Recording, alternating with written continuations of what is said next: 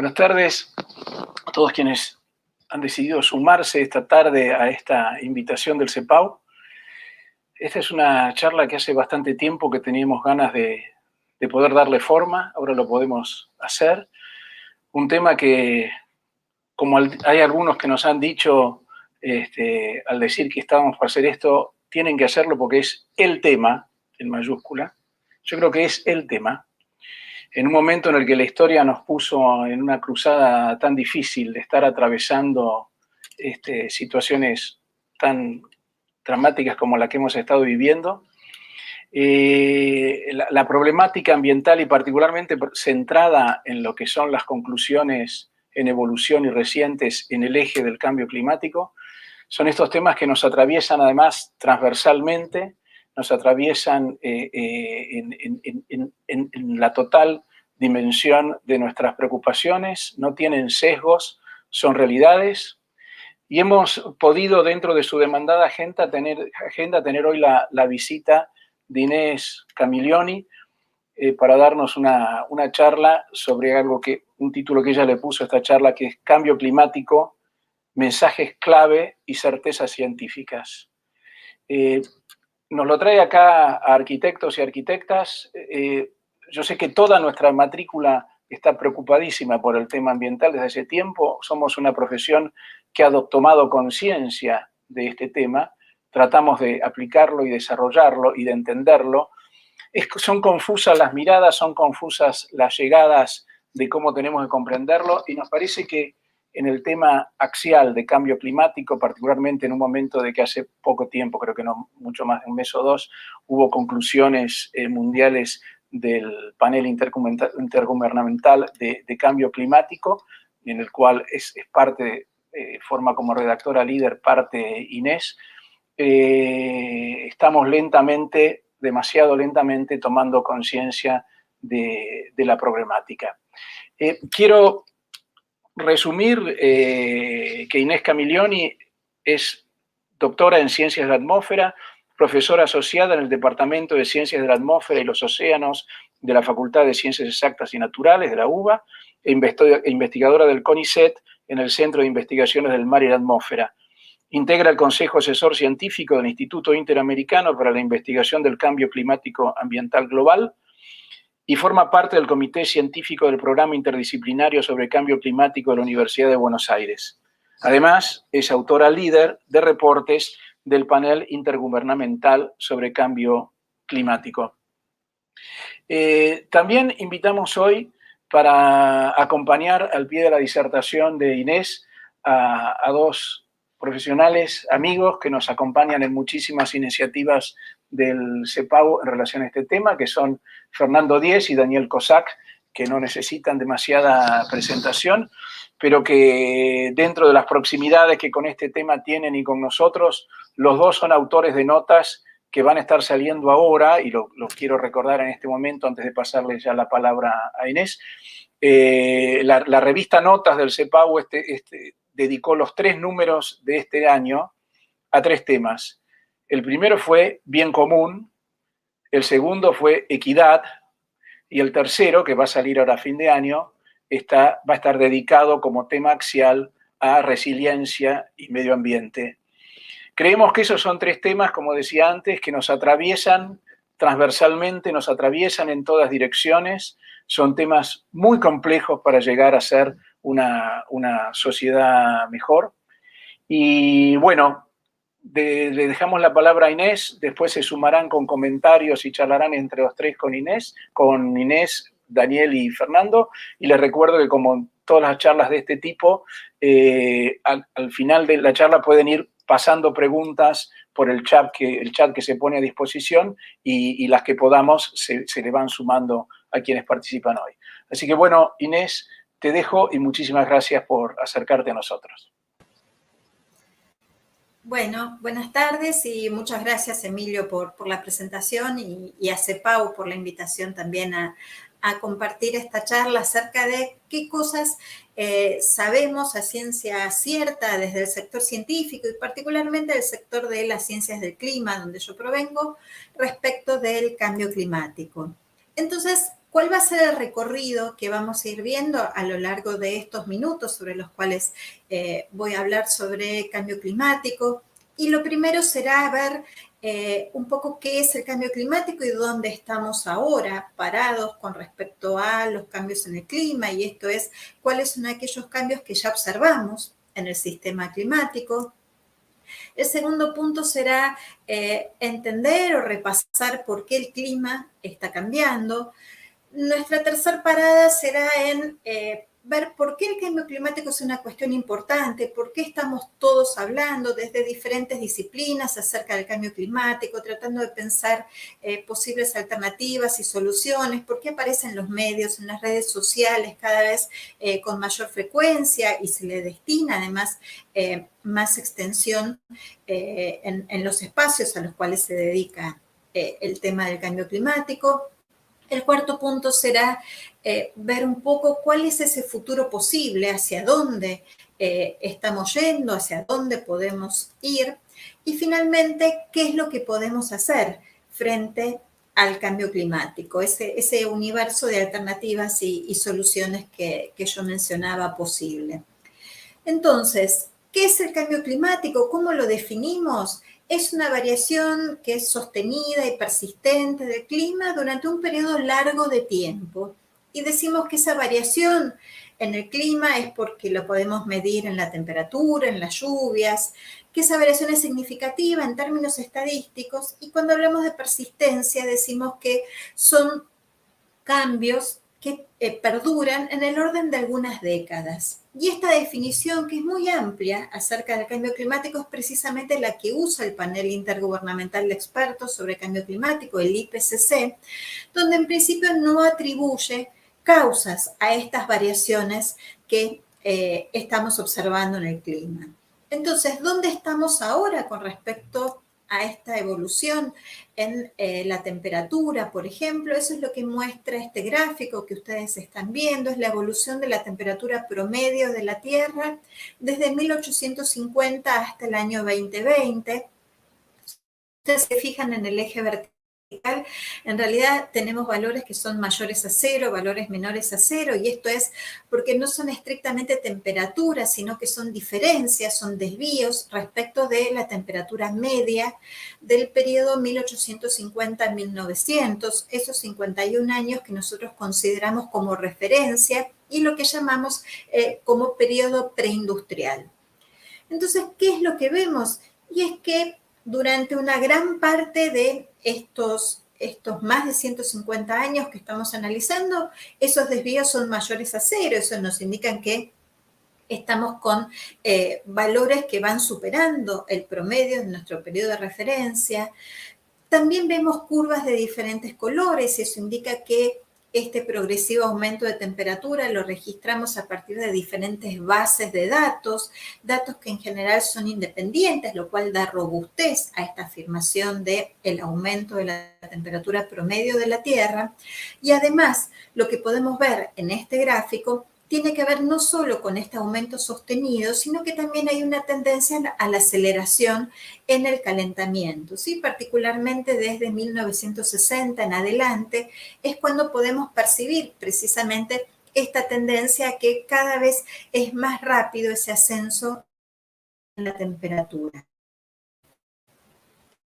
Particularmente, si tomamos el promedio de la última década, entre 2011 y el año 2020, tenemos que es el periodo de 10 años más cálido desde que tenemos registro, y que ese calentamiento durante estos 10 años fue algo superior a 1 grado centígrado respecto de la temperatura del periodo preindustrial.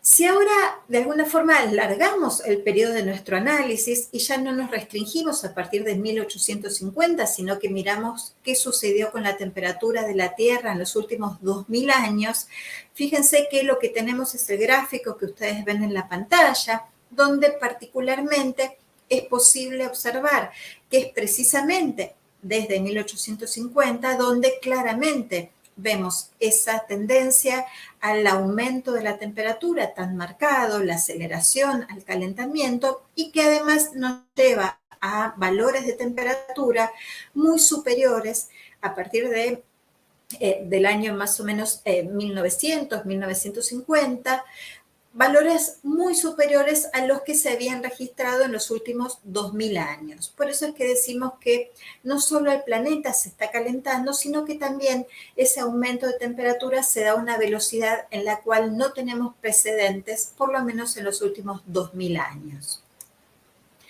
Pero siempre que hablamos de aumento de temperatura, nos interesa no solo el aumento de la temperatura promedio de la Tierra, sino también cómo ese calentamiento se distribuye espacialmente. Y eso es lo que vemos en estos dos mapas.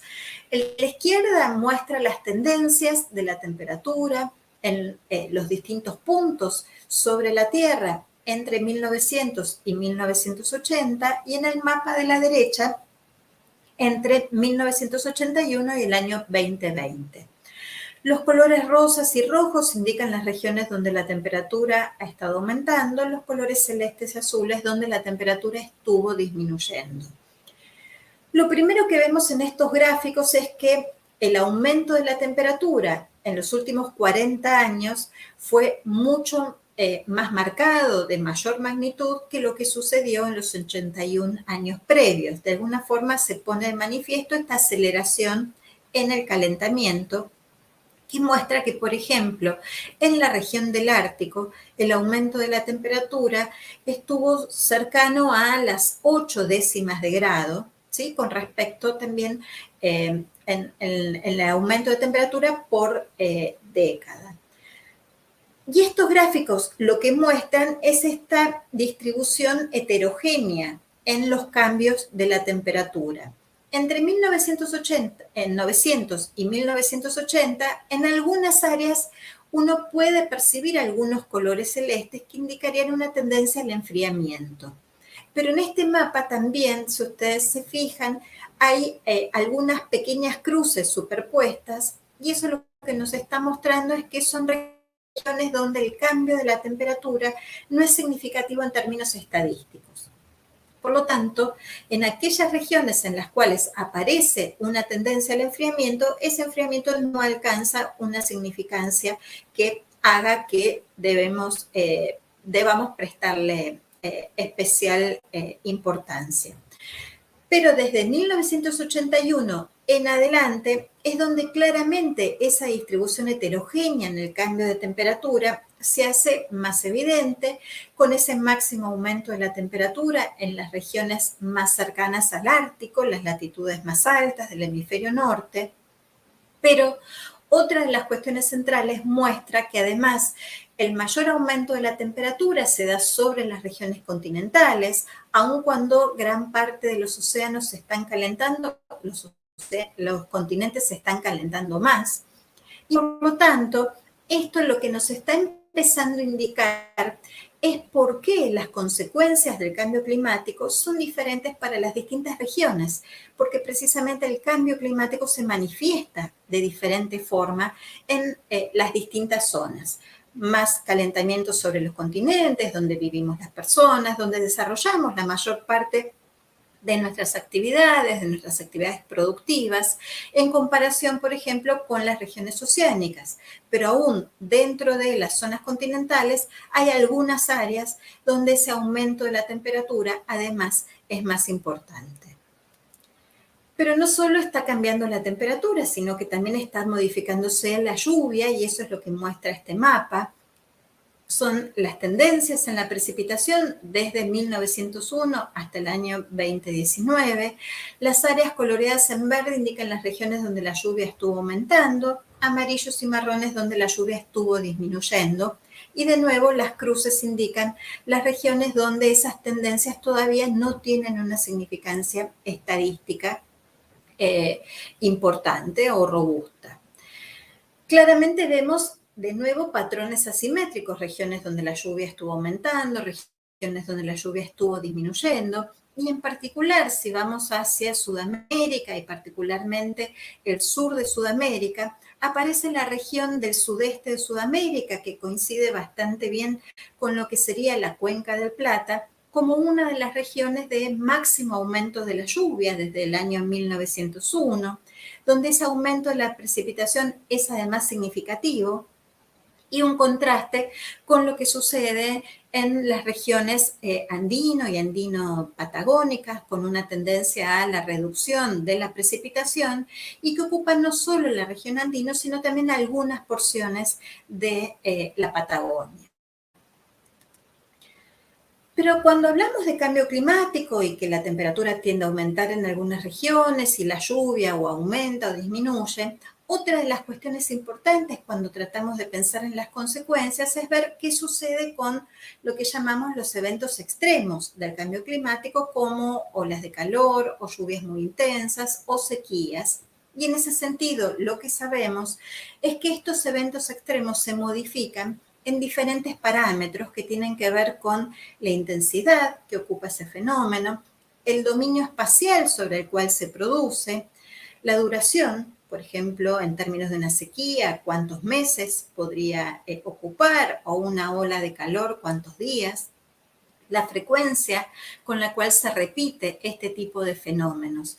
Y estos cambios en estos parámetros asociados a los eventos extremos, lo que finalmente nos terminan indicando es que tienen asociados también impactos y riesgos que son extremos, que las consecuencias asociadas a la modificación de eventos extremos en un contexto de cambio climático tienden a ser, por lo tanto, más severas.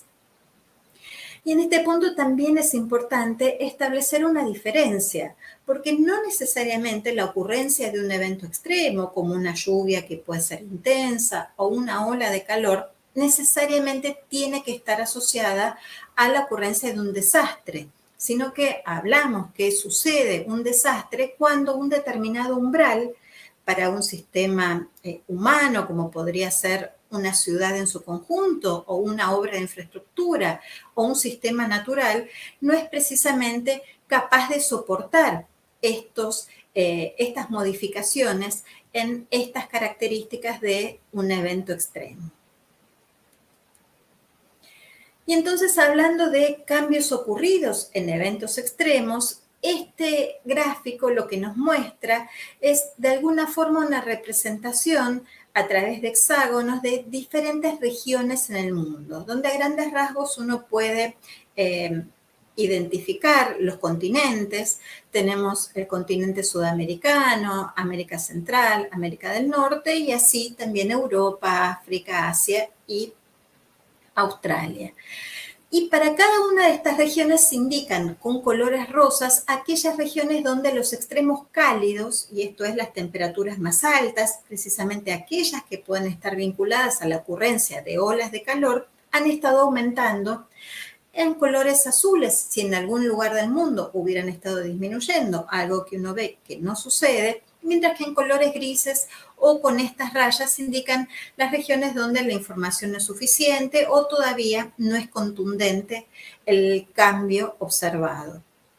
Podemos ver entonces que en gran parte del mundo esos extremos cálidos han estado aumentando y de nuevo, si vamos hacia nuestra región, estamos comprendidos en lo que sería el sudeste de Sudamérica, es este hexágono, y el sur de Sudamérica. Lo que podemos ver es que es en el sudeste de Sudamérica donde estuvo aumentando la precipitación en forma significativa. También estuvieron aumentando estos extremos cálidos. Y estos gráficos lo que nos muestran además es con los puntos que están debajo del nombre de cada una de las regiones, en qué medida podemos atribuir estos cambios observados a acciones humanas, que vamos a ver cuáles son esas posibles acciones humanas, pero claramente en el sudeste de Sudamérica, de nuevo, más eventos de altas temperaturas son atribuibles a un conjunto de acciones humanas con un alto nivel de certeza. Tenemos el máximo nivel, la máxima cantidad de puntos posibles para establecer esta relación causa-efecto con un nivel de certeza importante. Cuando miramos cambios en eventos extremos ahora de lluvias intensas, los colores verdes indican dónde estuvieron aumentando estos eventos de precipitaciones muy fuertes que pueden dar lugar a ocurrencias de inundaciones.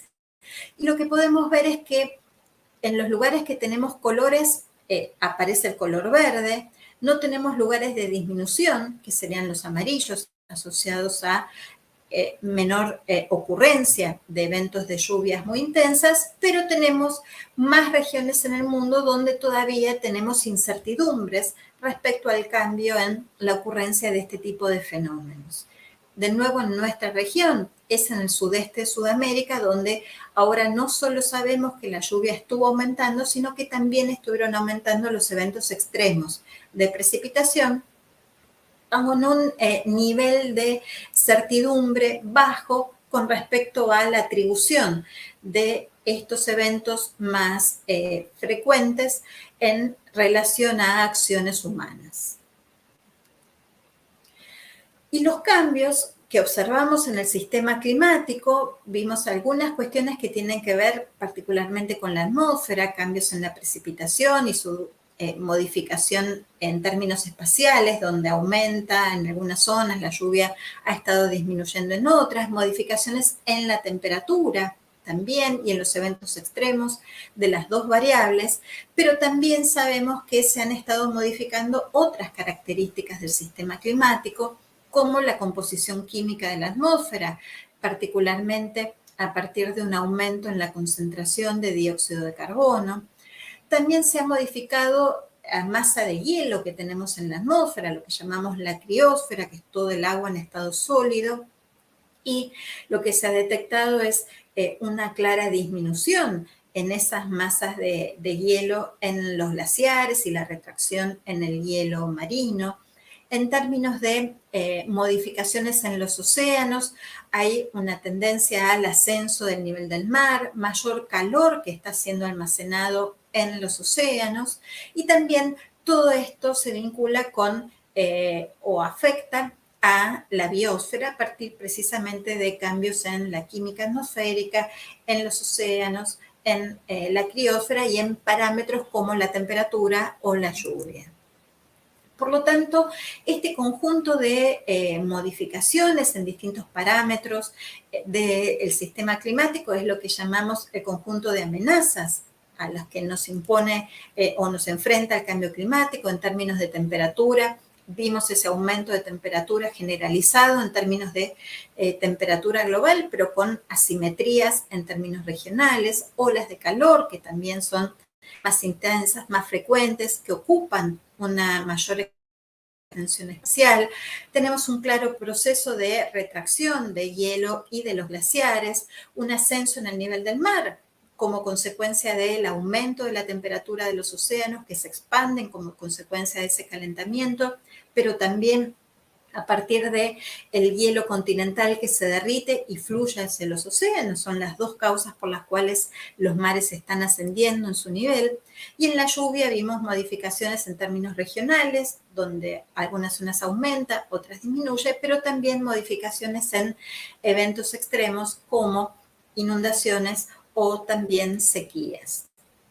Por lo tanto, el primer mensaje que tiene la ciencia certeza con respecto al cambio climático es que los cambios están ocurriendo en todos los componentes del sistema climático, como vimos, no solo en la atmósfera, sino también en la criósfera, la biosfera, en los océanos.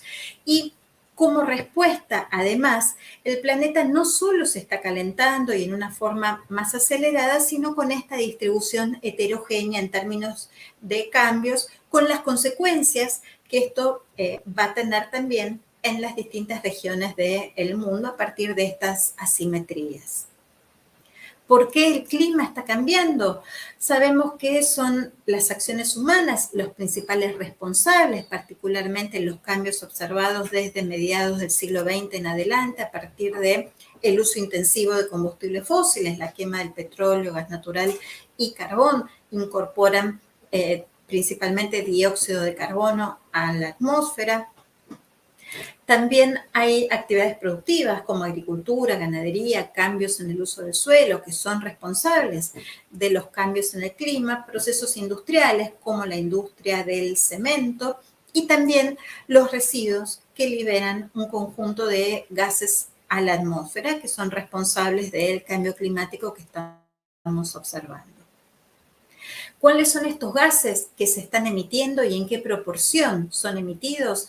El 66% de los gases que se incorporan a la atmósfera producto de estas acciones humanas corresponden al dióxido de carbono, ¿sí? Cuando lo vemos en términos globales.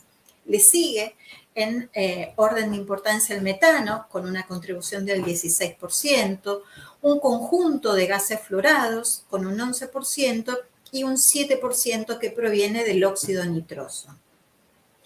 Si volvemos a nuestra distribución anterior, en términos de la quema de combustibles fósiles que incorporan particularmente dióxido de carbono, esa quema de combustibles fósiles se usa para precisamente la generación de energía, que es responsable del 73% de las emisiones de estos gases.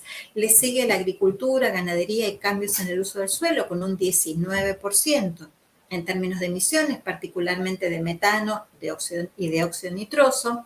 Procesos industriales, como yo decía antes, la industria del cemento es la principal responsable en términos de emisiones de dióxido de carbono. Y después los residuos que aportan también metano a la atmósfera.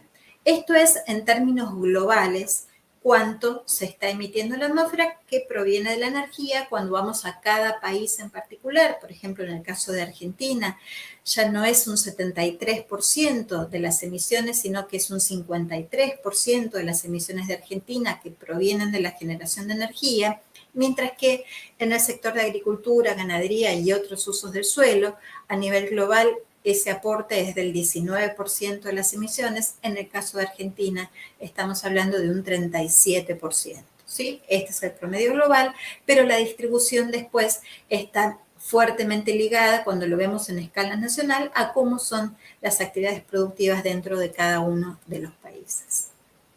En términos de emisiones acumuladas, si pensamos de alguna forma en responsabilidades con respecto a las emisiones del dióxido de carbono que ya tenemos en la atmósfera, históricamente Estados Unidos ha sido el país que más dióxido de carbono emitió, le sigue en orden de importancia China, y después los otros países que están incluidos en este gráfico no es que sean los que siguen en orden de importancia, sino que solo están puestos a modo comparativo entre estos dos grandes emisores.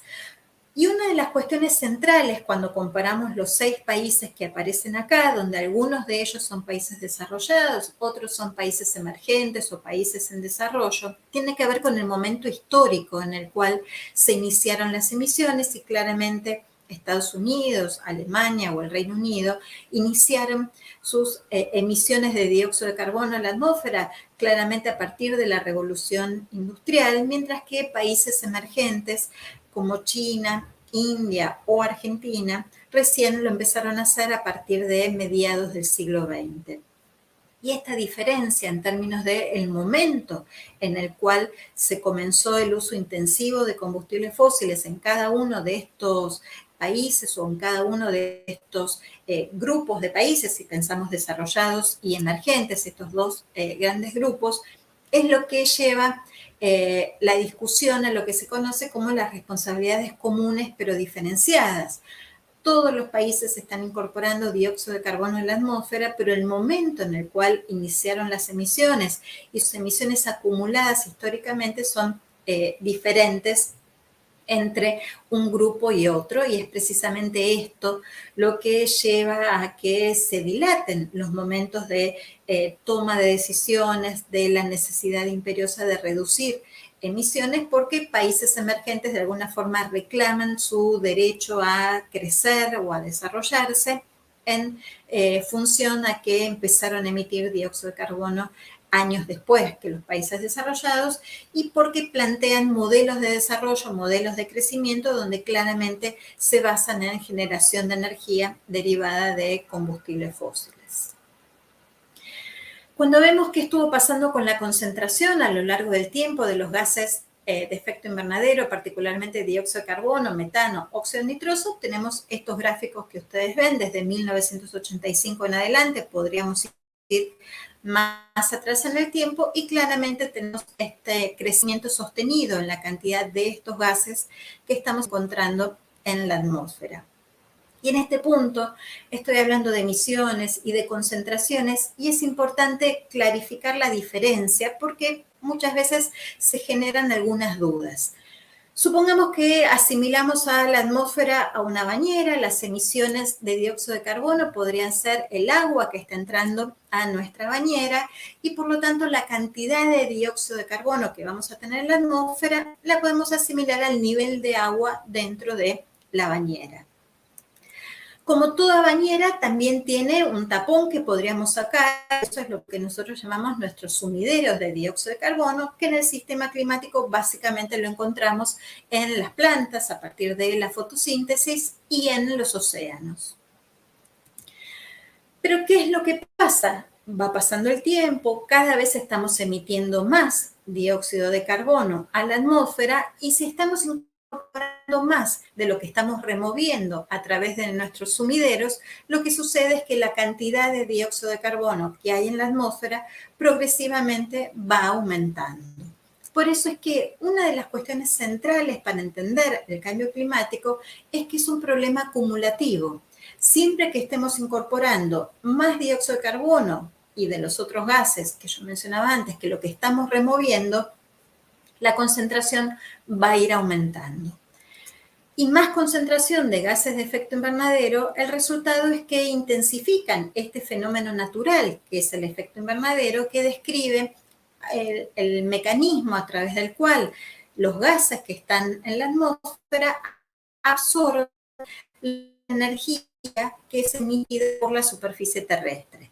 Energía que emite la Tierra que fue previamente emitida por el Sol, absorbida por la Tierra, eso es lo que se llama la radiación de onda corta que llega del Sol, el suelo se calienta y emite lo que llamamos radiación infrarroja hacia el espacio. Los gases que están en la atmósfera, más dióxido de carbono, más metano, más óxido nitroso, lo que hacen es ir absorbiendo cada vez más esta radiación infrarroja terrestre, dando como resultado entonces el aumento de la temperatura y la modificación en los otros parámetros del sistema climático.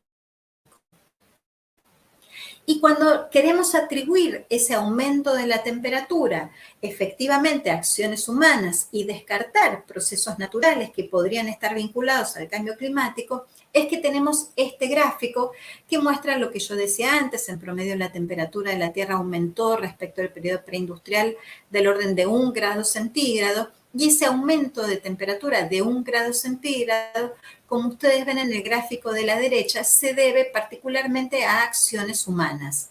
La contribución que podrían tener fenómenos naturales como cambios en la energía del sol o la propia variabilidad natural que tiene el sistema climático no son prácticamente capaces de mover el termómetro, ¿sí? De mover la temperatura, sino que claramente son estas acciones humanas atribuidas a más gases de efecto invernadero en la atmósfera.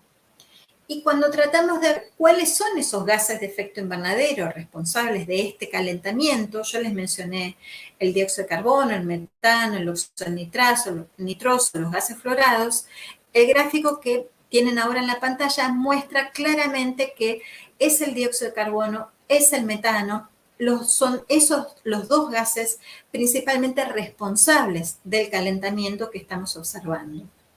Y este resultado no es menor porque si de alguna forma queremos contener el calentamiento, debemos actuar sobre aquellos procesos responsables precisamente de la emisión de dióxido de carbono y de metano. Por lo tanto, el segundo mensaje lo que nos muestra es que la influencia que tienen las acciones humanas en el aumento de la temperatura del planeta es indudable.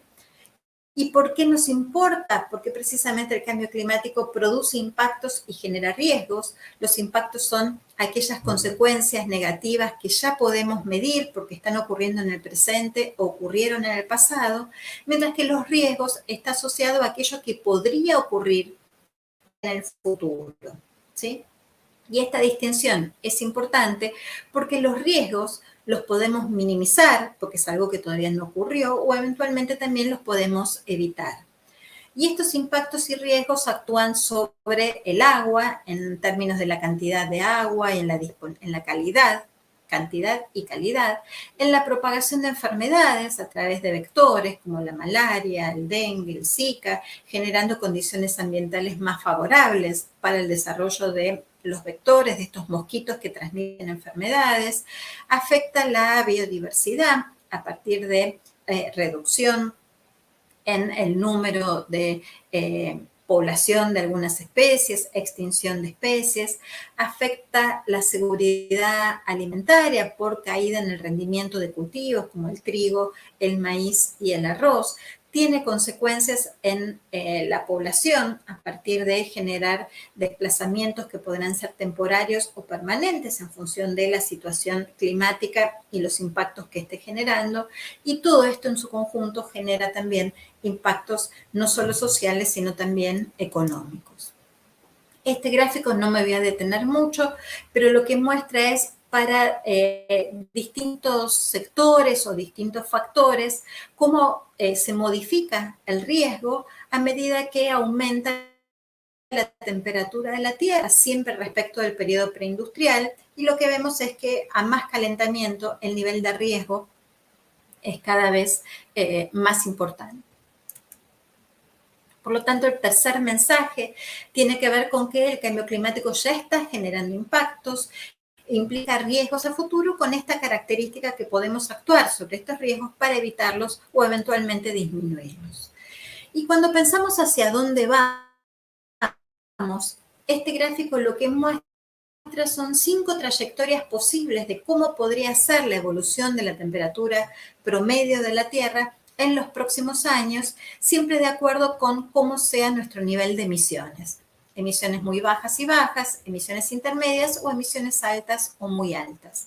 Pero lo importante es que en cualquier trayectoria, por lo menos hasta mitad de siglo, aun cuando logremos desacelerar las emisiones de dióxido de carbono y otros gases a la atmósfera, hasta mitad de siglo la temperatura va a continuar aumentando. Y esto va a llevar a escenarios de aumento de la temperatura global, pero de nuevo con esta distribución asimétrica, con regiones que se van a calentar más y donde ese calentamiento va a ser cada vez más significativo si el promedio de la temperatura de la Tierra es de 1,5 grados, de 2 grados centígrados o de 4 grados centígrados.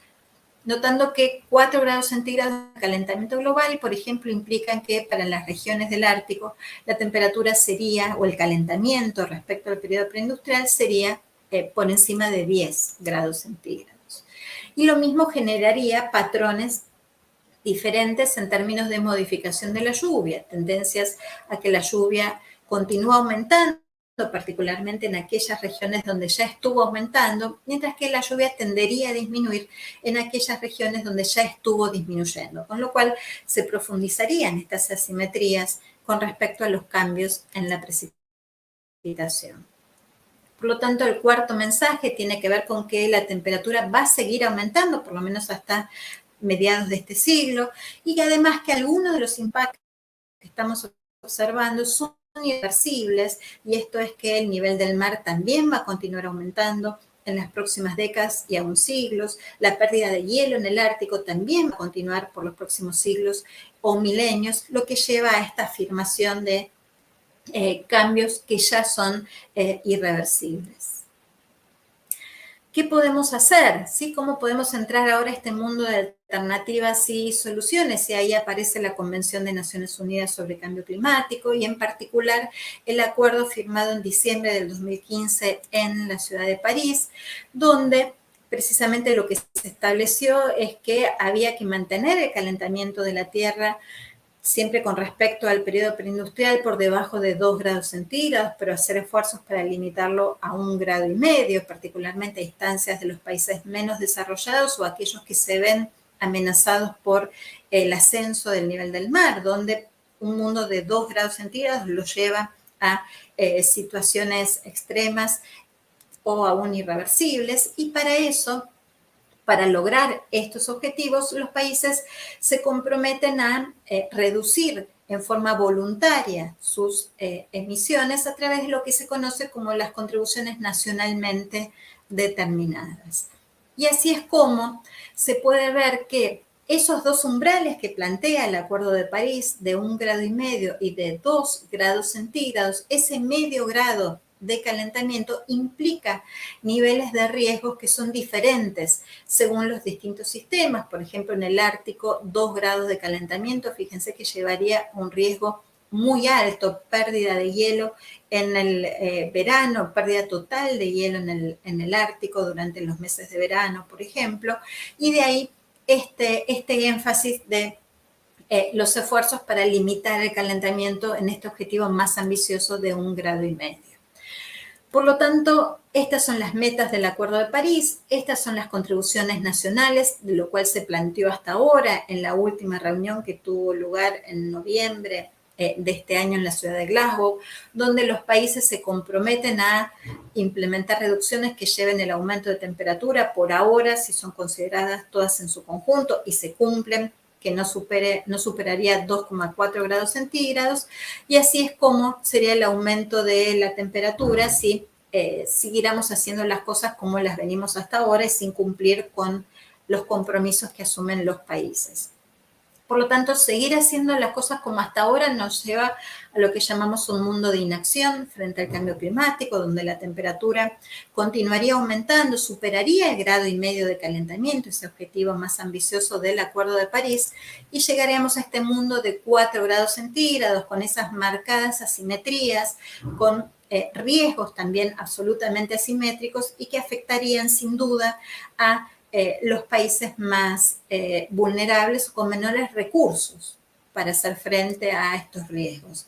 Frente a un mundo de acción, de lo que llamamos la acción climática frente al cambio climático, donde podemos estabilizar la temperatura en 1,5 grados sin superar ese nivel de calentamiento, que también nos lleva a un mundo más cálido que el actual. Yo les decía que estamos en 1 grado respecto del periodo preindustrial. Un mundo de 1,5 grados es un mundo de un clima más cálido y por lo tanto más peligroso que el que tenemos ahora, menos predecible, con eventos extremos más severos, y así todo eso es de alguna forma lo mejor a lo que podríamos aspirar teniendo en cuenta una visión realista del estado de situación. Y la acción climática implica no solo reducir las emisiones frente al cambio climático, eso que llamamos la mitigación, sino que implica también las medidas de adaptación, cómo actuamos sobre esos impactos que ya está generando el cambio climático para minimizar esas consecuencias negativas, y también cómo actuar o evitar estos riesgos futuros. Por eso decimos que la mitigación es actuar sobre las causas y la adaptación es actuar sobre las consecuencias actuales o eventuales. Y en ese sentido, las ciudades cumplen un rol central cuando pensamos tanto en la mitigación como en la adaptación, pensando que el 55% de la población del mundo vive en áreas urbanas. Esas áreas urbanas ocupan solo un 3% de la superficie de la Tierra, pero las ciudades son responsables del 70% de las emisiones de dióxido de carbono, y además el hecho de tener mucha gente en poco espacio hace que sea imprescindible la implementación de medidas de adaptación. Por lo tanto, pensar en hacer frente al cambio climático en este espacio de alternativas y soluciones, de alguna forma es imposible sin tener a las ciudades como protagonistas, tanto en la mitigación como en la adaptación. Limitar el calentamiento en 1,5 grados, yo les decía que es posible.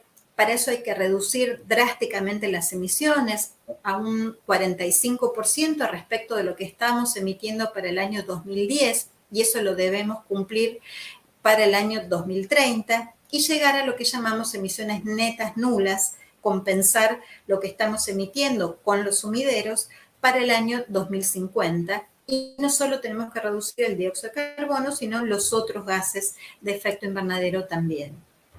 Pero estas trayectorias que nos permitirían limitar el calentamiento en 1,5 grados, fíjese que incluye también emisiones con valores que son debajo de cero, lo que nosotros llamamos emisiones negativas. Y esto de alguna forma lo que nos está indicando es que tenemos que generar sumideros que sean más potentes que las emisiones que estamos generando. Tenemos que remover más dióxido de carbono del que estamos incorporando.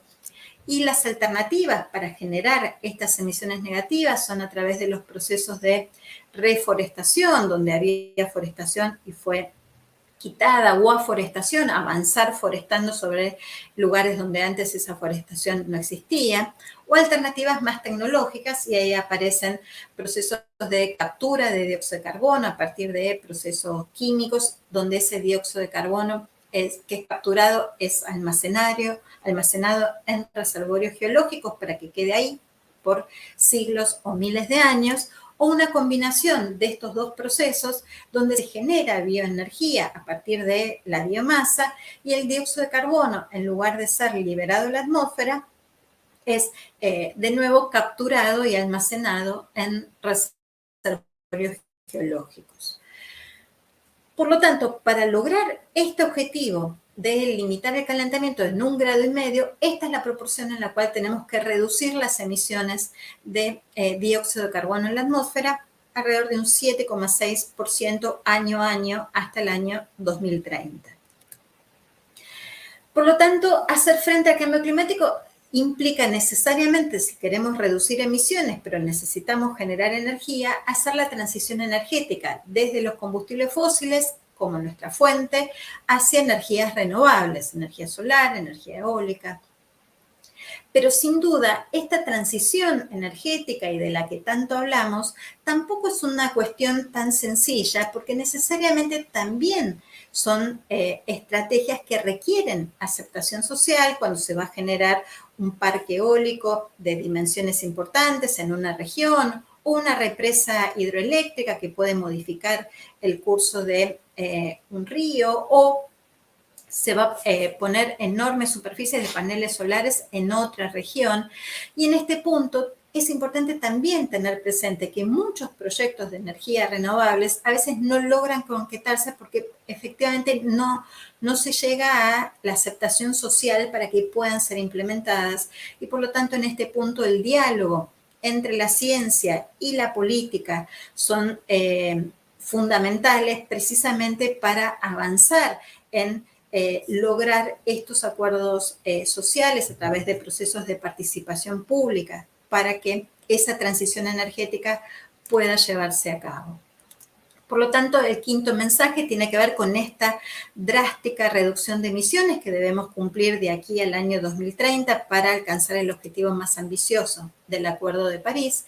Y por lo tanto, esta trayectoria que fuimos haciendo a lo largo de estos minutos, lo que nos muestra es que efectivamente el clima está cambiando, que lo vemos en el aumento de la temperatura de la Tierra con la distribución asimétrica que yo les mencionaba, pero que también cambian eventos extremos y cambian otras variables.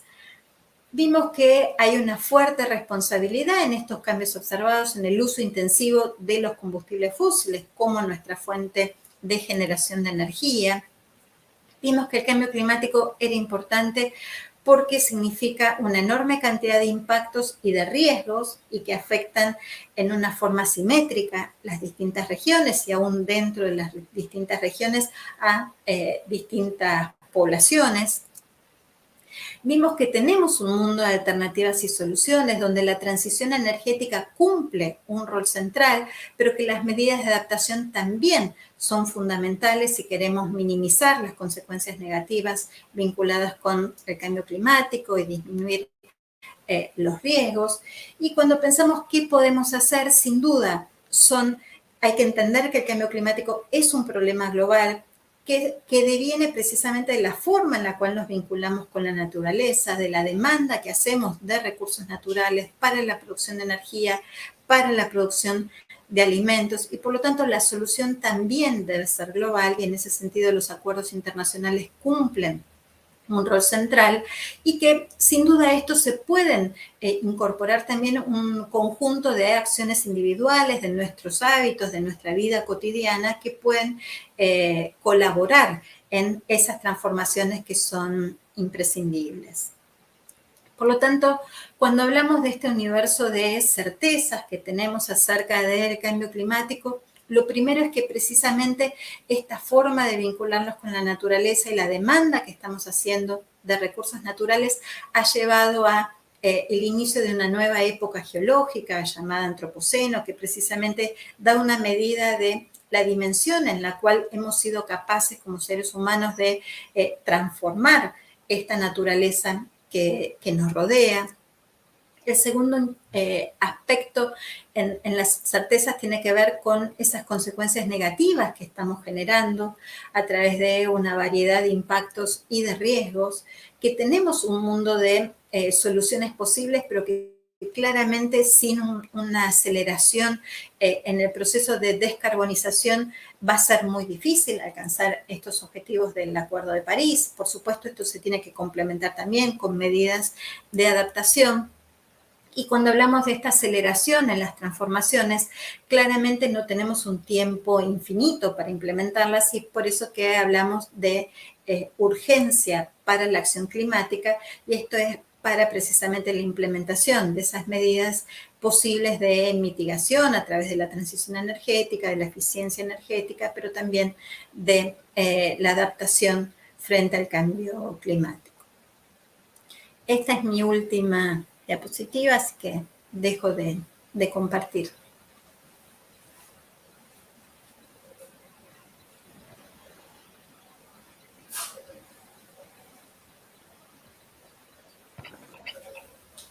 Bueno, muchísimas gracias, Inés. Ahí se suma Fernando también. Bueno, voy a empezar en primer lugar por destacar y agradecer el esfuerzo que hiciste por lo completo del panorama que nos presentaste, la claridad de los conceptos muy complejos y especialmente pensados, comunicados para una audiencia en algunos casos no especialista y que en muchos casos probablemente se encuentran con toda esta información junta, con este nivel de profundidad y claridad por primera vez o que no en tantas ocasiones pudo estar. Así que nuevamente muchísimas gracias por esta exposición. Me interesaba ahora, y bueno, esa es la propuesta para este intercambio que podemos hacer y también después cuando incorporemos las preguntas, situar a lo que vos explicaste a nivel global con dos niveles de especificidad. Por un lado, particularmente, ¿qué implica todo esto en términos de consecuencias, principalmente para la Argentina y para Buenos Aires, donde la mayoría de los y las profesionales matriculados del CEPAU operan? Por un lado, en términos geográficos, tenemos varias pistas porque en varios momentos de tu exposición mostraste específicamente para Sudamérica, o te detuviste en el este de Sudamérica en términos de aumento de la temperatura, en la tendencia al aumento de precipitaciones, pero bueno, y también en términos de los escenarios, quizás si podíamos intercambiar un poco sobre eso. Y la otra especificidad sobre la que me interesaba también intercambiar ahora es en cuanto a cuáles son las formas en las que pueden operar o ya están operando arquitectos y urbanistas en estos temas. Y en ese sentido me interesaba volver a estos dos conceptos clave que presentaste sobre el final de tu exposición, mitigación en términos de actuar sobre las causas y adaptación en términos de actuar sobre las consecuencias, porque en ambas dimensiones están muy involucrados arquitectos y urbanistas.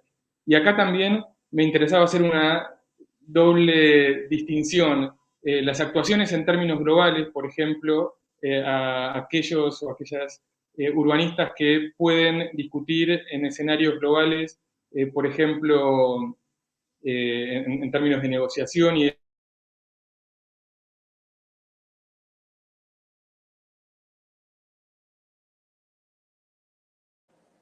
Se mudó tu micrófono, se apagó tu micrófono, Daniel.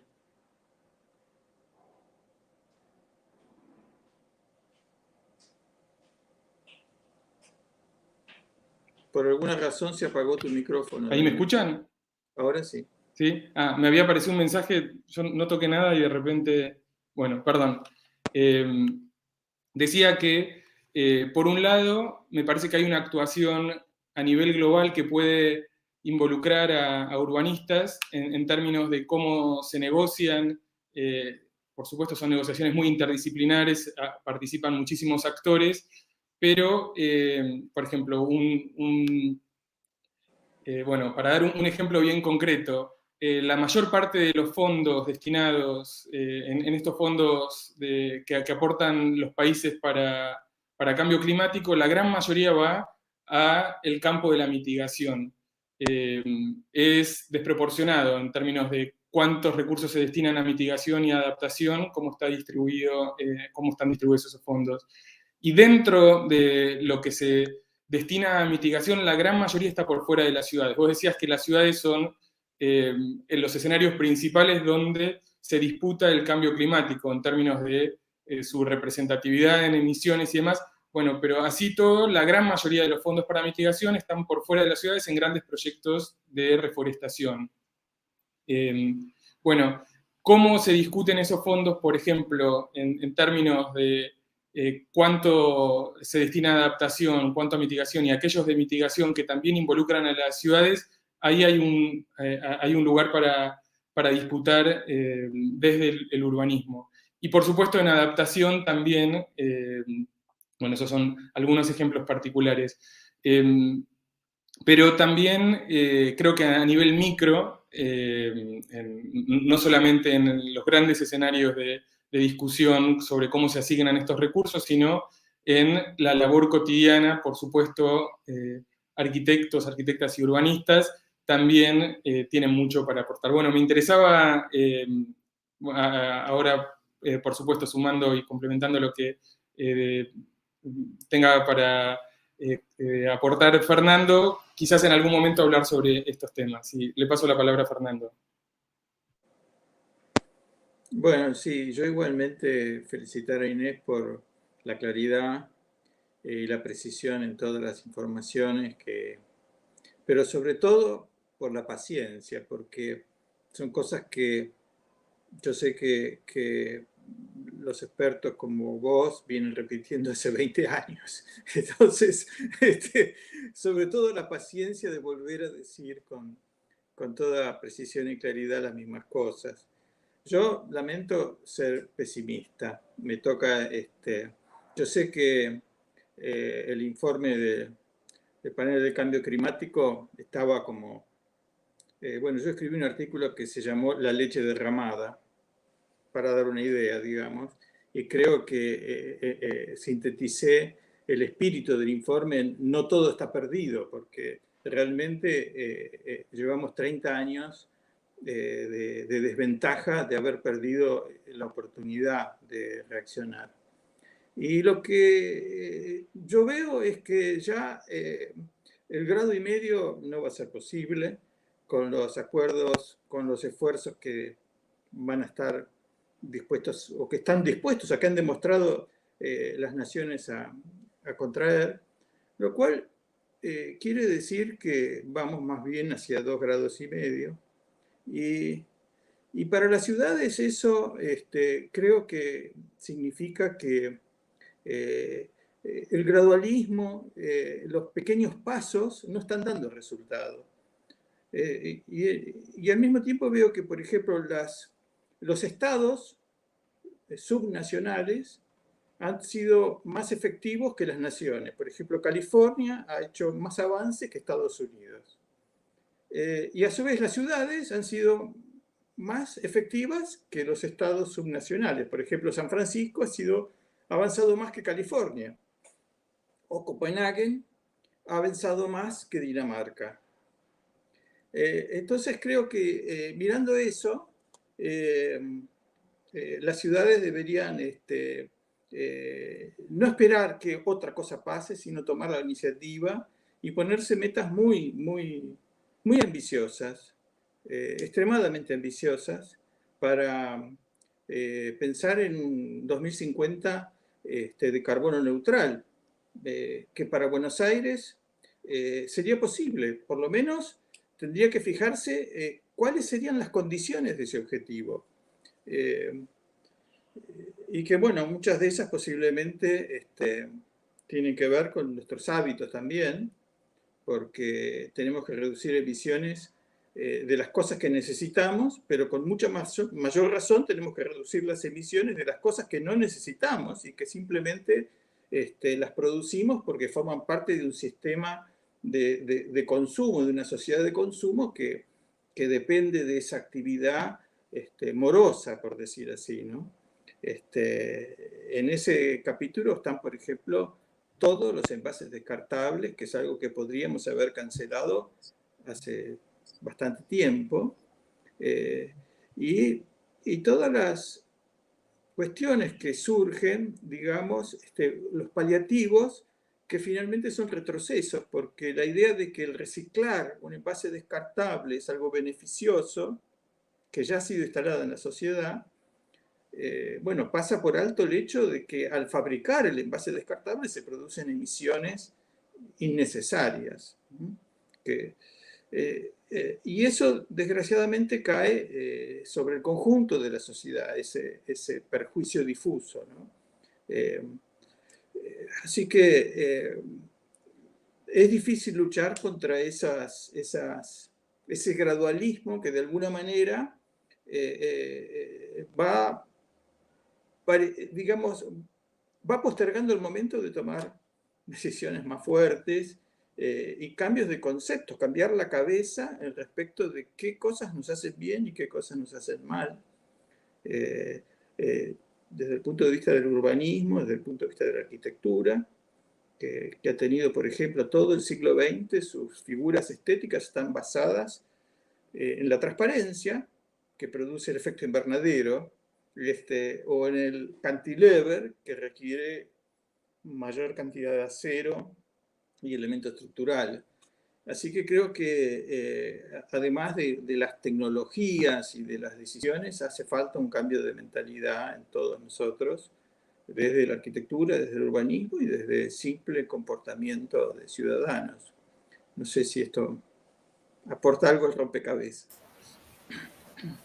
Sí, bueno, si quieren contesto algunas de las cosas que fueron surgiendo, son muchas. Hace muchos años que trabajo en temas de cambio climático, en la parte que llamamos la física del cambio climático. Y siempre surge esta cuestión de cómo comunicarlo. No dar un mensaje catastrófico, digamos, que asuste o que lleve a la inacción, porque no es el camino y porque en realidad la ciencia muestra que, si bien es difícil, todavía estamos a tiempo de limitar el calentamiento. Lo que muestra el panel de cambio climático es que podemos limitar el calentamiento en 1,5 grados si reducimos nuestras emisiones 7,6% año a año, y eso lo dijo el panel en el año 2018. Después vino la pandemia y ahí hubo una reducción de emisiones importante porque se detuvo la actividad en forma significativa. Y cuando comparamos ese 7,6% que tenemos que reducir año a año con qué pasó en el gran parate mundial que tuvimos en el 2020, lo que vemos es que la reducción de las emisiones en el 2020 fue de alrededor del 6%, 6,4% son los últimos números que tenemos.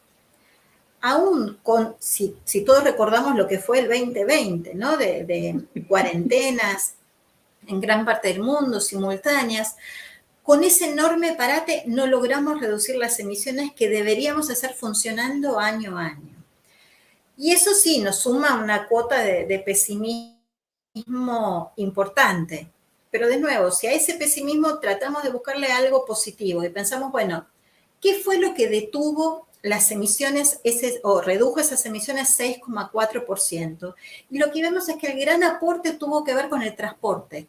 Y no cualquier transporte, sino el transporte terrestre. Hubo menos contribución del transporte aéreo. Todos pensamos que parar los aviones podía ser una enorme solución. Pasemos a los trenes, pasemos a otra cosa. Y la verdad que la contribución a la reducción de emisiones de transporte aéreo fue relativamente marginal frente al transporte terrestre. Entonces ahí tenemos una punta también de por dónde se puede avanzar. ¿Qué es lo que es más imprescindible transformar si queremos reducir las emisiones? Y tiene que ver precisamente con la forma en la que nos transportamos. además de la generación de energía para uso residencial, para uso comercial, pero en el transporte tenemos una clave de por dónde avanzar. Entonces, en estas cuestiones del cambio climático, uno siempre encuentra de alguna forma el vaso medio lleno, el vaso medio vacío, y de nuevo medio lleno, y de nuevo medio vacío. Entonces, yo lo que creo es que la responsabilidad que tenemos es, de alguna forma, no solo por nosotros, sino por las generaciones futuras, digamos, que hay que hacer todos los esfuerzos posibles y no pensar esto en términos de una esperanza que surja de nuestra... de un atributo asociado a nuestra personalidad, digamos. Yo soy más optimista, entonces pienso que lo vamos a lograr. Yo soy más pesimista, entonces me parece que no, que el planeta se va a calentar muy por encima del Acuerdo de París, sino que tenemos que trabajar para ir construyendo esa esperanza de que podemos limitar el calentamiento, ojalá que en 1,5 grados, y si no, que no supere 2 grados centígrados, y para eso ir construyendo esas medidas de adaptación que hacen falta. Pero me parece que todo el tiempo estamos encontrando estos dos mensajes, ¿no? Se puede, no se puede, y en aquellos que se puede, bueno, profundicemos aquello que sí se puede para tratar de alcanzar esos objetivos, ¿no? Pero es el dilema, digamos, que me parece que nos atraviesa a todos los que estamos trabajando en cuestiones de cambio climático. Veo que no está Daniel ahora. Y bueno, voy a seguir con algún comentario para suplir esa ausencia. Nada, estaba pensando que, bueno, una de las características de las ciudades es que todas las ciudades han sido fundadas en un punto de equilibrio, que es un punto de proximidad al agua. Es decir, no tan cerca como para que el agua, digamos, la inundación las afecte, pero lo más cerca posible para obtener esa agua que es el recurso, digamos, crítico y fundamental para cualquier ciudad, ¿no? Entonces, si pensamos desde ese punto de vista, nos damos cuenta que la ciudad fue fundada en un punto de equilibrio, y por lo tanto ese punto de equilibrio es muy, muy sensible. Y todas las ciudades van a ser sensibles a esa mudanza, a ese cambio, debido o al aumento del nivel del mar en algunos casos, y en otros a los eventos extremos, ¿no? Pero si uno lo piensa, lo extrapola ese mismo ejemplo a otras cuestiones, se da cuenta que el sistema, digamos, económico también funda casi todas las decisiones, digamos, dimensionales en términos de equilibrio, es decir, de qué tamaño debe ser, cuál es el menor tamaño posible para que un caño cumpla con la función de evacuar determinada cantidad de agua. Es decir, que casi todos, no nos damos cuenta, pero casi todos nuestros sistemas, digamos, urbanos, están construidos en puntos de equilibrio, y eso es lo que los hace extremadamente sensibles, y que tal vez debemos comenzar a construirlo fuera del punto de equilibrio, es decir, sobre el punto de redundancia. Pero este también es un concepto, digamos, de fondo, ¿no? Que hay que empezar a construir, y que en algunos casos ya está empezando a funcionar respecto de algunas normas edificatorias, es decir, de mayores márgenes para no establecernos en los puntos de equilibrio, ¿no? Sí, el cambio climático es esto, es esa rotura del equilibrio, y particularmente en ciudades, por ejemplo, Buenos Aires, si pensamos la capacidad de evacuación que tiene ante un evento de lluvia intensa, suponiendo que todo el sistema de alcantarillado, de desagüe está limpio, bien mantenido, se pueden evacuar 30 milímetros de lluvia en 1 hora. Y lo que tenemos es que la frecuencia de este tipo de eventos se duplicó, si miramos desde la década del 60 en adelante, mientras que las de 30 milímetros en media hora se triplicó. Con lo cual, la capacidad que puede tener la ciudad, tal como está diseñada, de evacuar esos volúmenes de agua, no es suficiente. La discusión es, bueno, hay que adaptar el sistema. adaptar ese sistema implica costos. Bueno, ¿quién paga esos costos? Y ahí es donde empiezan estos procesos de discusión internacional, digamos. ¿Es Argentina responsable de estos aumentos en las lluvias extremas en la ciudad de Buenos Aires? Porque hay más emisiones de gases de efecto invernadero. Bueno, ahí entra la competencia por los fondos que tienen que ver con los planes de adaptación y que siempre son vistos como costos frente, y ahí entra un poco la respuesta a la pregunta de Daniel, frente a la mitigación. La mitigación siempre fue vista más en términos de oportunidades o de negocios. Digamos, hago inversiones en energías renovables y bueno, eso puede ser visto como un negocio, y la adaptación siempre en realidad se la ve más como un costo para evitar un riesgo que podría no ocurrir, porque como todo riesgo tiene una determinada probabilidad.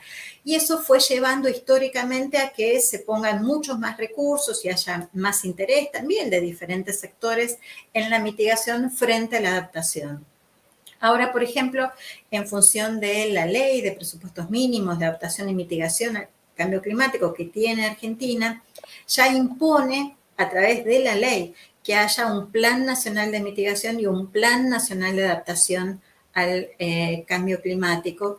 Y bueno, y ese es un enorme impulso como para que también se tomen medidas en esa dirección. Por supuesto, siempre está la discusión de dónde provienen los recursos, cuando la adaptación tiene que ver con medidas estructurales y obras de infraestructura. Bueno, ¿quién paga por esas obras, ¿no?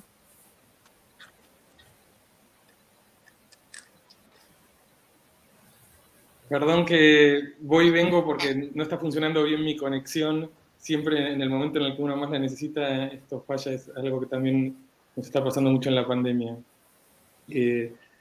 Creo que igual casi todo lo pude ir escuchando un poco entrecortado, así que si digo algo que ya dijeron, les pido disculpas.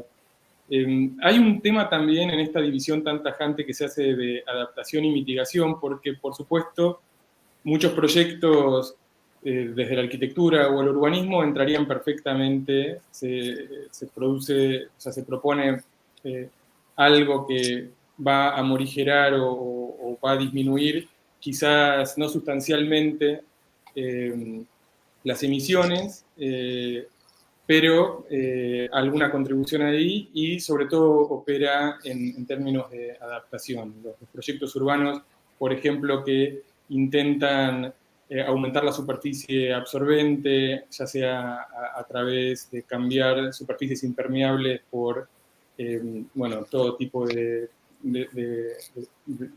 desolados naturales, y también aumentar las copas de árboles, o sea, la cobertura vegetal en general y demás. Eso en general siempre entra más en adaptación que en mitigación, porque no mueve la aguja como para ser considerado mitigación, pero conceptualmente podría ser de esa forma. Y bueno, es interesante cuando ya hay una asignación de recursos establecida, porque ahí ya por lo menos se disminuye esa competencia que a veces no favorece entre en qué ventanilla se entra, si por mitigación o si por adaptación, y esa situación esa paradoja en la que las ciudades muchas veces quedan por fuera de la asignación de recursos, aunque son parte central. Y respecto a, quizás ya lo hablaron, a la característica particular de una ciudad como Buenos Aires, con una costa sobre un estuario muy particular que es el Río de la Plata, en donde en otras ciudades, eso también lo decía Inés en su presentación, hay muchas ciudades en donde está perfectamente claro en qué situación quedan de acuerdo a cada tipo de escenario y al aumento del nivel del mar.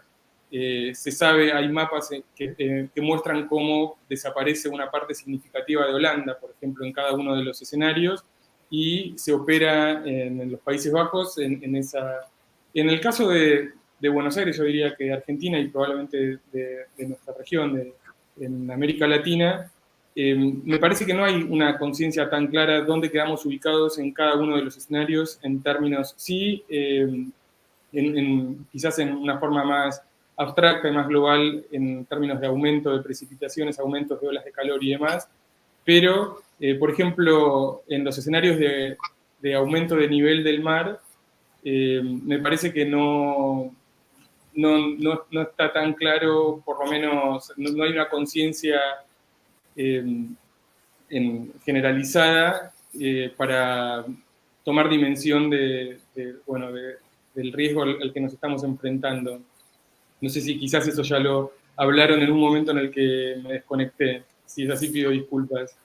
No, hay animaciones que probablemente las vieron, salieron bastante en los medios, que generó una organización que es de Estados Unidos que se llama Climate Central, que muestra para distintas ciudades, incluida la ciudad de Buenos Aires, cómo afectaría el ascenso del nivel del mar y hasta qué zonas de la ciudad avanzaría. Y se muestra cómo afectaría la Facultad de Derecho, la zona donde está la Flor, Figueroa Alcorta. Bueno, son animaciones que son bastante impactantes. No sé si invitan demasiado a la acción o simplemente asustan. Yo creo que pueden ser una indicación de algún escenario posible, pero en realidad hay que pensar en todo el uso racional de la costa, cuál es la cota que tenemos, cómo podría ser el ascenso del nivel del mar. Hace algunos años hicimos un estudio que tenía que ver precisamente con eso, con el impacto de cambios en el nivel del Río de la Plata sobre la costa, qué regiones se podrían ver más afectadas. Y claramente ahí nos daba que eran las zonas de la cuenca Matanza-Riachuelo, del río Reconquista, donde por un ascenso en el nivel del Río de la Plata avanzaría o subiría el nivel de los arroyos y afectaría las márgenes de esas regiones, ¿no? Pero como en todo uso de la costa muchas veces pasa que en algunas regiones para desarrollar una obra, digamos, se eleva el nivel del terreno para proteger esa obra nueva y después quedan las zonas más deprimidas, que son las que se ven altamente afectadas por el ascenso del nivel del mar o del nivel del Río de la Plata por lluvias muy intensas. Algunas de esas cuestiones se ven en el área metropolitana de Buenos Aires, tal vez no específicamente en la ciudad de Buenos Aires. Por eso hace falta programas de ordenamiento territorial, razonables, donde siempre esté de alguna forma una componente vinculada a el clima y cuáles son las amenazas que impone el cambio climático para esa región en particular o para una ciudad en particular. Para Buenos Aires sabemos que son las amenazas, las olas de calor, las lluvias intensas y ascensos del nivel del Río de la Plata que podrían no ser permanentes a llevar una inundación permanente, porque realmente ahí el nivel del mar tendría que ascender mucho, algo que podría suceder si se derrite el hielo que tenemos continental en forma drástica por un calentamiento abrupto, pero sino por efecto de sudestadas que puedan ser más frecuentes y más intensas. Entonces, siempre que haya que pensar, digamos, estas estrategias de adaptación al cambio climático, la primer componente es, bueno, evaluar cuáles son las amenazas para poder diseñar cuáles son esas estrategias de adaptación y vinculando con la mitigación que mencionabas antes, Daniel. En realidad lo que se está buscando cada vez más es que haya sinergia entre los dos tipos de medidas, que no sean pensadas como acciones independientes, que a veces puedan llevar a resultados contrapuestos. Tal vez algo que está pensado como una medida de mitigación opera en contra de lo que tiene que ver con la adaptación. Entonces, ¿cómo pensar mitigación y adaptación en conjunto desde el propio proceso de planificación de estas medidas y precisamente buscando las sinergias entre las dos, ¿no?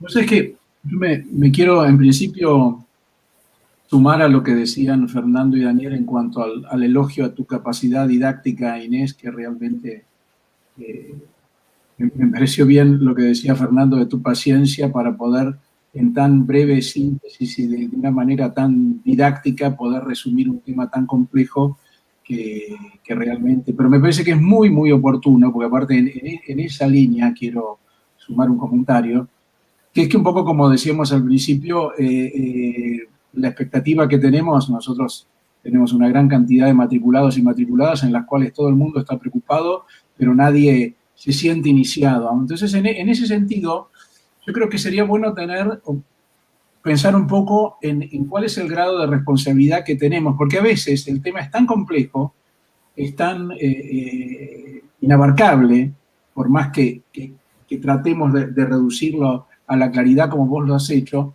las temáticas que implican incidencia en las políticas nacionales, en las decisiones de políticas sociales, que además deben ser transversadas, ni siquiera es como si fueran de partido, son de urgencia. ¿Dónde queda el arquitecto o la arquitecta que de golpe tiene que salir a trabajar mañana, en la escala que esté trabajando? Yo creo que siempre hay una oportunidad, porque yo creo que lo que hay que terminar de entender es que hay un cambio de paradigma en la arquitectura. El perímetro de la arquitectura, esto lo corre para adelante y lo corre en otra dirección. Donde hay que poner la atención es en otro lado. No es más en el costado de la arquitectura icónica, llamativa, de una presencia icónica visual, sino que ahora, si es un estudio joven que le desea hacer una reforma en una casa chorizo, tiene que elegir sensatamente la tecnología, tiene que limitar los recursos que se le destina a ese trabajo, hacer el trabajo que te toca hacer con la mayor racionalidad posible, estudiar las tecnologías. Y te toca, en el mismo ejemplo que digo de si te toca hacer una reforma en una casa de chorizo, ¿por qué no haces una gran cantidad de componentes metálicas componibles más de hacer una obra de mampostería de vuelta que genera un lío bárbaro?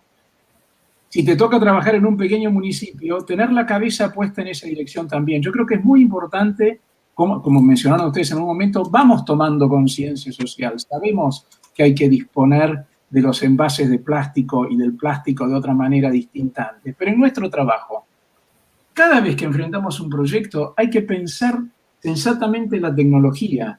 Hay que pensar claramente a qué paradigma de arquitectura nos queremos parecer. Y ya no es el de antes. Y esto empieza, para terminar, es el gesto que está haciendo Fernando, esto empieza por cómo se enseña la arquitectura, por cómo juran los concursos, los jurados de los concursos, porque los que enseñan la arquitectura y quienes son jurados de los concursos tienen que entender también esto que estamos diciendo, porque son referentes. Pero bueno, me parecía que es importante en esa dirección, porque es cierto también que como suena, por más, me parece muy bueno, Inés, tu tono no desesperanzador que pusiste en unas palabras recientes, pero si no desesperanzador, suena a bastante complicado. Pero eso no quiere decir que la tarea que tenemos que hacer mañana a la mañana en nuestro trabajo no tengamos la sensación de que estamos sumando a eso. Y eso lo que implica es que tenemos que cambiar el paradigma de la arquitectura y entender la arquitectura sumada a un proceso productivo general y ya no es más una cosa encerrada en sí misma con un mérito autónomo, ¿no? Así que bueno. No, yo quería agregar a tu enumeración, agregar 2 escalones más a la planta baja, o 3. O 4. Según cuán lejos o más cerca está de la barranca hacia el Río de la Plata. Sí, yo creo que es fundamental el diálogo entre las disciplinas, que es muy difícil para una única disciplina realmente poder avanzar y encontrar soluciones, ni desde las ciencias del clima, más que decir cómo está cambiando y cómo puede cambiar en el futuro, mucho más que eso no podemos llegar a hacer, identificar amenazas. Yo creo que cada vez más cuando pensamos en temas como este, ¿no? Que implican transformaciones que son culturales, transformaciones en la forma en la que producimos o en la forma en la que se diseña, en la forma en la que se construye, es esencial el trabajo articulado entre las distintas disciplinas. Una única disciplina no lo puede resolver, por supuesto, con una formación de base que le otorgue en esa formación académica elementos que facilite ese diálogo, va a ser mucho más fácil después implementarlo en términos profesionales, ¿no? Pero cada vez más creo que cualquier espacio de soluciones requiere trabajar en forma más articulada entre las distintas áreas de conocimiento. Sí, de verdad.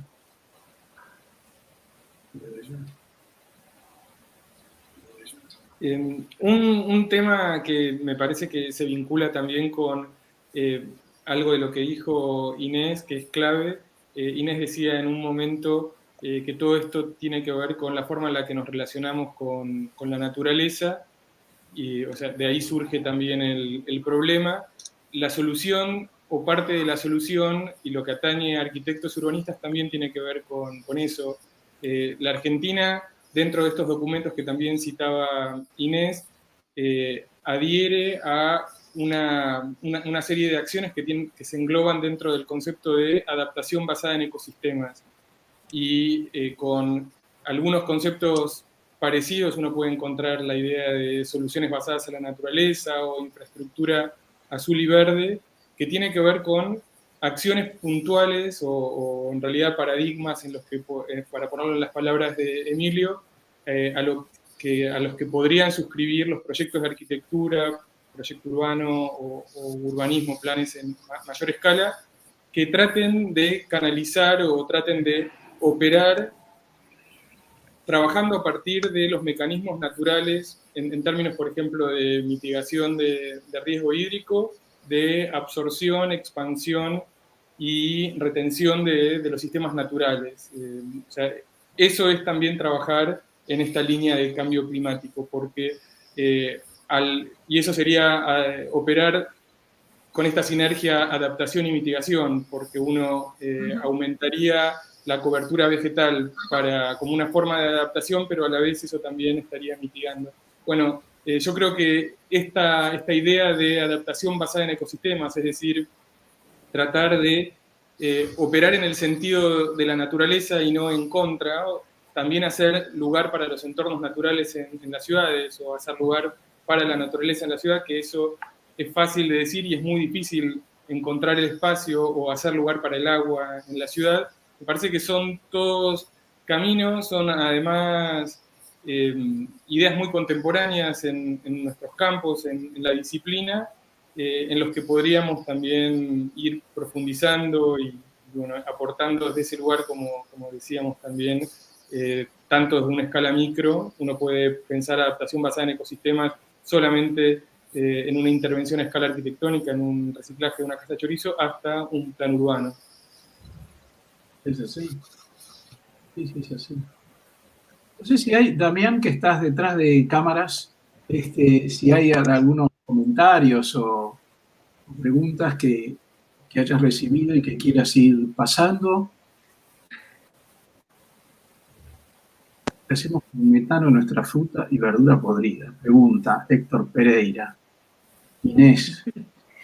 A veces lo que se hace, primero hay toda una cuestión vinculada al desperdicio de alimentos y evitar llegar a esta situación de tener fruta y verdura podrida, ¿no? Cuando hablamos de la transformación cultural en el consumo, tiene que ver con esto, ¿no? Con evitar desperdicio de alimentos, no solo por la cuestión ética de la inequidad que existe en la distribución del acceso a la alimentación, sino también porque muchas veces se descarta alimentos que están en buen estado y porque estéticamente no son atractivos por ahí, y precisamente se emitieron a la atmósfera gases de efecto invernadero para producirlos.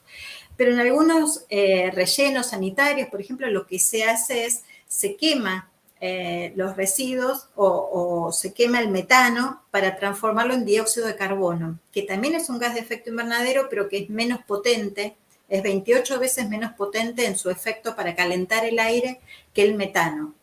Entonces, por lo menos así se reduce la incorporación de un gas de efecto invernadero tan fuerte como el metano al convertirlo en dióxido de carbono y quemarlo. Se hacen cosas así. Aquí en SEAMSE, por ejemplo, se implementa ese tipo de acciones.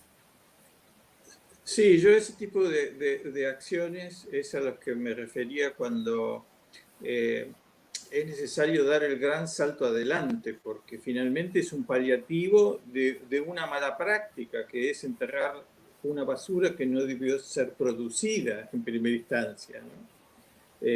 Y creo que no tenemos tiempo para ir por el camino de los paliativos, ¿no? Necesitamos dar el gran salto adelante. Bueno, la otra cosa, yo me opuse, por ejemplo, en un artículo que se publicó en el Observatorio Metropolitano del Consejo Profesional, a las usinas así llamadas de termovalorización de basura. Porque de alguna manera es postergar el momento en que vas a decidir que no podés admitir una producción de basura de esa escala, y una basura combustible sobre todo, ¿no? Que son los envases descartables. Entonces, digamos, sí, son elementos que reducen temporariamente las emisiones, pero que evitan algunas emisiones, pero que desde el punto de vista de la organización de nuestros planes postergan las verdaderas soluciones, que son más de fondo. Sí, que son esas transformaciones culturales, porque residuos tiene que ver con qué consumimos, cómo lo consumimos. Entonces, son respuestas temporarias hasta tanto no modifiquemos lo que está de fondo, que es esto, ¿no? Algunas pautas culturales. La amiga Graciela Brandari pregunta, ¿cuánto aporta proyectar con soluciones basadas en la naturaleza? ¿Realmente sería una importante medida de mitigación? Tal vez Daniel lo puede contestar. Yo no sé la cuantificación. Sé que es importante en términos de adaptación, pero no sé proporcionalmente.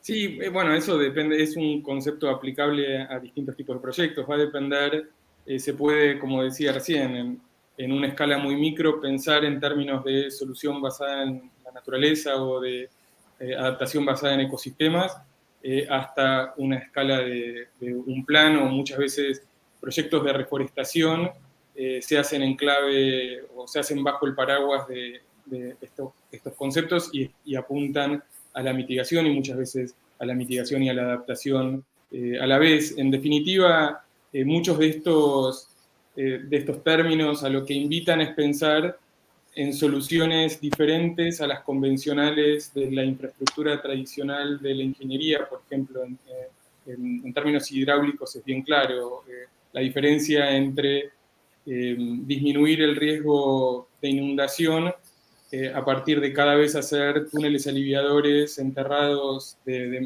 mayor diámetro, e infraestructura gris enterrada, impermeable de mayor envergadura, a pensar en sistemas que a partir de replicar los mecanismos de retención, absorción y expansión, por ejemplo, en cursos de agua a cielo abierto, reservorios en parques inundables, humedales y demás, operen de esa forma. Si uno lo piensa en una gran escala, por ejemplo, restaurar un humedal, que puede ser perfectamente parte de un proyecto de adaptación basada en ecosistemas o soluciones basadas en la naturaleza, también los humedales tienen la capacidad de capturar gases de efecto invernadero. Entonces ahí podría, y depende del tamaño que tenga, podría o no mover la aguja de mitigación. Pero bueno, siempre depende del tipo, la especificidad y la escala.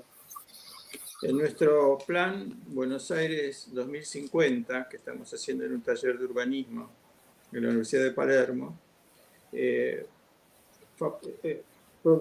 promovimos el aumento de la forestación en un grado muy alto dentro de la ciudad, por un lado con el objetivo de disminuir la isla de calor, es decir, que no haya superficies expuestas al sol, pero además el cálculo permitió suponer que la cantidad de material de poda de esos árboles sería capaz de producir el 5% de energía de la ciudad. No sé si los valores son aproximados o inexactos, pero algún valor significativo dentro del porcentaje total. Con lo cual, ahí tenés como un doble juego, digamos. Es decir, tenés una sombra pero tenés también material combustible para sustituir emisiones de combustibles de fuentes no renovables. Alejandro Elías dice, ¿cuáles son las perspectivas para nuestra región en esta década? A ver, si son las perspectivas climáticas para nuestra región, si es la región de la provincia de Buenos Aires, y nosotros en general abarcamos un área por ahí más grande, el litoral, también es aumento de temperatura, olas de calor más intensas, más frecuentes, aumento de precipitación, pero también es una región de fuerte aumento de la variabilidad. Y eso significa que pasamos de años muy húmedos a años muy secos, años con probabilidad de ocurrencia de inundaciones, a años con ocurrencia de sequías también. Pero en general es una región donde los cambios en los eventos extremos, que tienen que ver con olas de calor y eventos de lluvias intensas y también ocurrencias de sequías, son como las características dominantes. Y en el área metropolitana de Buenos Aires se superpone la ocurrencia también de sudestadas, ¿no? que pueden provocar anegamientos por ascenso a nivel del Río de la Plata, no tanto por precipitaciones. Claro. María José Liberato, pero el metano no dura menos tiempo en la atmósfera, Inés. Sí, así es. Tiene menor tiempo de vida medio en la atmósfera. Por eso es difícil hablar que un gas es mejor o que otro, ¿no? Porque el dióxido de carbono calienta menos el aire, pero vive entre 100 y 200 años. El metano calienta 28 veces más, pero vive 14 años.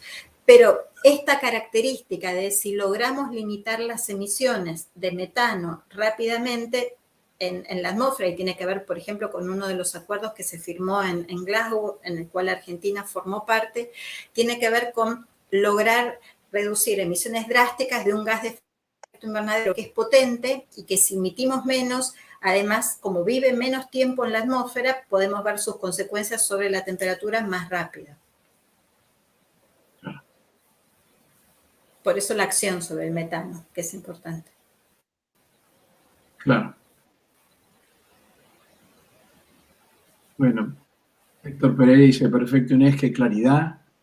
Yo creo que quizás sería bueno pensar, Inés y Daniel y Fernando, si hay algo más que ustedes piensan que algún faltante, Inés, que hayas querido agregar y no dio, y vamos cerrando también para como les parezca. No, yo creo que es fundamental una de las cosas que dijo Fernando y que es bueno repetirlo, cómo la acción desde la escala local ha sido efectiva, las alianzas entre ciudades para actuar frente al cambio climático va teniendo resultados que son importantes y que van escalando después a nivel regional o a nivel nacional, pero que sin duda las ciudades, y que es un ámbito de intervención absolutamente directa con los arquitectos, tienen un rol central, y creo que la importancia de actuar en esa escala va a permitir acercarse un poco más, por lo menos, a los objetivos del Acuerdo de París, ¿no? Bueno, ahí antes también decía María José Liberato, colega muy metida en estos temas, que habitualmente nos acompaña en cosas, y ahora también Graciela Brandaris dice, excelente presentación, Inés, muy clara, siempre un placer escucharte. Bueno, de alguna manera resumen, me parece, la sensación general que tenemos, Inés. Yo creo que muchísimas gracias, no sé si Fernando o Daniel quieren agregar algo más, pero me parece que realmente suma en la dirección que teníamos ganas de sumar. Y bueno, pongámosle energía a este cambio que se nos viene inexorablemente. Así que bueno, muchísimas gracias. Fernando y Daniel nuevamente por acompañarnos. Ojalá que nuestro cambio de mentalidad pueda ser más rápido que el cambio climático. Daniel, ¿algo? Sí, me sumo también. Agradecerte nuevamente, Inés, y felicitaciones por tu trabajo. No, muchas gracias a ustedes por la invitación y sobre todo por este espacio de conversación. Bueno, muchísimas gracias, Inés. Gracias, Damián, y todos los que han trabajado para que esto salga bien como siempre. Así que bueno, nos vemos en la próxima. Muchísimas gracias. Un placer. Chao. Muy bien.